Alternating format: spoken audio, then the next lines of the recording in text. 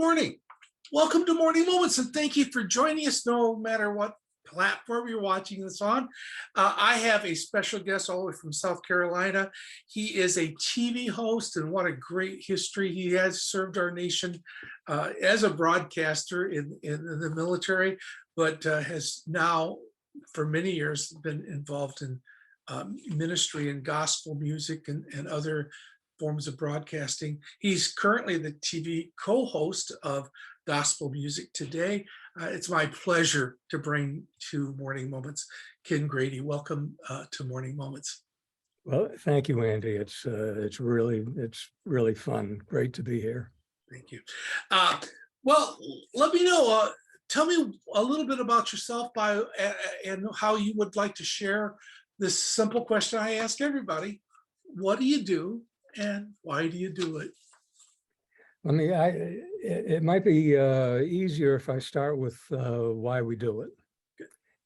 And people who watch the television program, if they are among the brave ones who watch it all the way to the end, we end every show when we roll the credits. There's a quotation from Gerald Crabb at the end of the show, and it says, it's from a song that he wrote, "I hope someone will say, I found Jesus in your song today." And that's what we believe, that Jesus is in these songs and in the world of Southern gospel music. And that's what got us into it. We specifically give the credit to the singers and the songs and to God for leading us into that. If once you understand your purpose, then it's easier to handle all the problems and everything that goes with this, saying, I found my purpose. This is what I'm supposed to do, right? That's right. We had, we were living in Rhode Island, and Jean was the choir director at our church. And we started watching, do you remember the Nashville Network? Before it changed names and changed formats. And every Saturday night, they had the Statler brothers. And then many Saturday nights following that was one of the Bill Gaither homecoming programs. Well, we started watching the Statler brothers. We really enjoyed them. Neither one of us had been country music fans or gospel music fans really before that. And if you recall that show, they ended each show with the four of them around the piano singing one of the old classic Southern gospel songs, or maybe just a hymn. And Jean decided she would like to try to teach some of that music to her choir.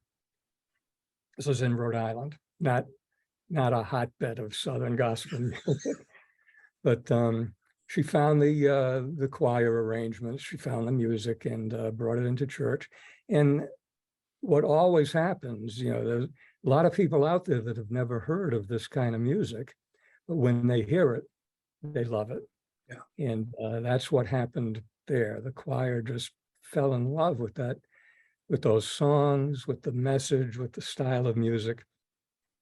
Well, from there, we decided we would see if we could bring any of the quartets or the groups up to Rhode Island to sing. We didn't know if they would. We thought, oh, they're not going to travel all that way up to New England to sing. Well, it turns out not only did they do it, but they were delighted to do it. And we had some great concerts. We had some great times with those groups. We needed a way to promote the concerts with a typical church budget of zero. And the cable television in Rhode Island, back in those days, the cable television was town by town, if you recall. It wasn't the big companies yet. And so each town would negotiate its own franchise with some cable company. But all the cable companies in Rhode Island were linked by microwave, and they had a channel reserved for religious broadcasting.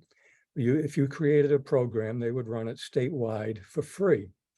So that was the beginning of Gospel Music Today, to have a program that we could run all over the state and use it to promote our concerts at the church. Well, it was very successful. We, within a couple of years, we moved out of the church and into the high school. And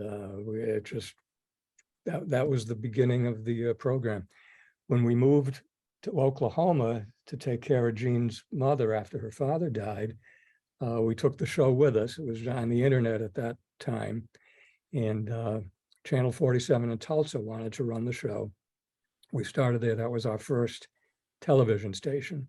So we grew from there, and now we're in South Carolina, and we're on television all over the place. Hopefully trying to share the word of the gospel through music. Do you have any estimate of how many channels that you're on? We are on television, on broadcast television. We are on 20, I knew you would ask me that. We're on 28 stations across the country. The biggest one is a WATC in Atlanta. Atlanta's a big television market. In Atlanta, Orlando, Louisville, and several of them are low power, mom and pop kind of stations. But it's about 30 million households across the country. And the show is on every week. If we're on the road, there'll be a rerun, quartet convention week coming up. We can't record a new show that week, so that'll be a rerun, but basically a new show every week.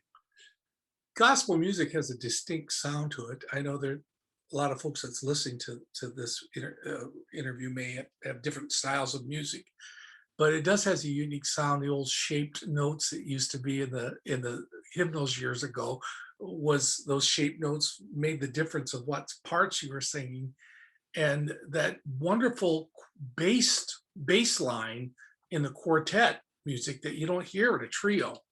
Yeah, that there's some distinct sounds that really transfers to choir pretty well, and because of the 4-part harmony, and yeah. it's unique in a lot of ways, and it's real nostalgic for a lot of people who grew up with Southern gospel. Oh, I think so.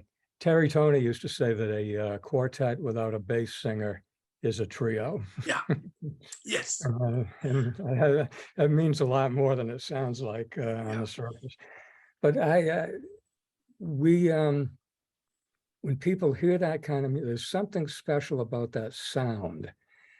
Before you even get to the lyrics and the message, there's something about that sound that will captivate people. Even the old time quartet fans. We were at the Memphis Quartet show a few years ago, and they had the Melody Boys Quartet from Little Rock. Gerald Williams had retired by then, but they do maybe 10 programs a year as the classic Melody Boys, and it's the longest running lineup of the original Melody Boys Quartet.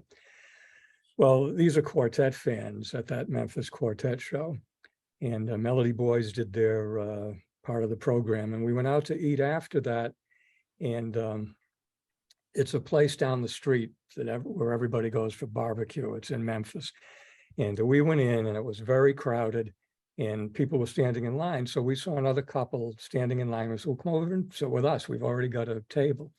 So they sat with us, and when they found out we were involved, we were doing interviews and recording at the show, and the one thing they wanted to know was, who was that quartet from Little Rock? They were not familiar with the Melody Boys, but the Melody Boys do that shape note sound so spectacularly well that it impressed these people. And these were quartet fans. They came to hear quartets. Yeah. It was something special. And once they hear the sound, they will hear the message. And I was surprised to hear, when I interview a lot of people and talk to folks in Southern gospel music and quartet, a lot of quartet music folks I've interviewed, is the international appeal it has, that you would not believe that people in other countries that you would never think that Southern gospels would kick in like it has, but there's a real international following as well. Oh, there is. They take, there are, we know groups that travel every year, Europe, England, you know, and they're very well received over there.